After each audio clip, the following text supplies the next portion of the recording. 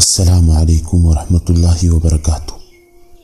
تمام تر تعریفیں اس ذات لم یزل کے لیے جس نے انسان کو اشرف المخلوقات بنایا، اور تمام تر درود و سلام اس آقائے دو جہاں پر جو جہانوں کے لیے رحمت للعالمین بنا کر بھیجے گئے۔ سامعین و ناظرین، محمد بن عروہ یمن کا گورنر بن کر شہر میں داخل ہوا۔ لوگ استقبال کے لیے امڑ آئے۔ لوگوں کا خیال تھا کہ نیا گورنر لمبی چوڑی تقریر کریں گے۔ محمد بن عروہ نے صرف ایک جملہ کہا اور اپنی تقریر ختم کر دی۔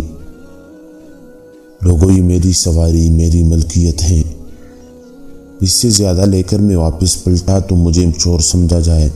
یہ عمر بن عبدالعزیز رحمہ اللہ کا سنہرا دور تھا۔ محمد بن عروہ نے یمن کو خوشحالی کا مرکز بنایا۔ جس دن وہ اپنی گورنری کے ماہ و سال پورا کر کے واپس پلٹ رہا تھا، لوگ ان کے فراق پر آنسو بہا رہے تھے۔ لوگوں کا جم و غفیر موجود تھا۔ امید تھی کہ لمبی تقریر کریں گے۔ محمد بن عروہ نے صرف ایک جملہ کہا اور اپنی تقریر ختم کر دی۔ وہ جملہ تھا، لوگوں، یہ میری سواری، میری ملکیت تھی، میں واپس جا رہا ہوں، میرے پاس اس کے سوا کچھ نہیں ہے۔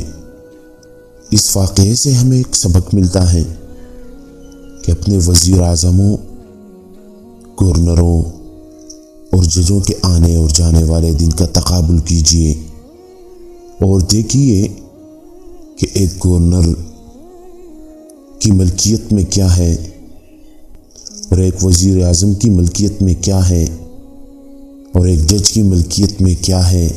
سامعین و ناظرین، اب تک کے لیے اتنا ہی۔ مزید جاننے کے لیے چینل کو لازمی سبسکرائب کریں۔ اللہ حافظ۔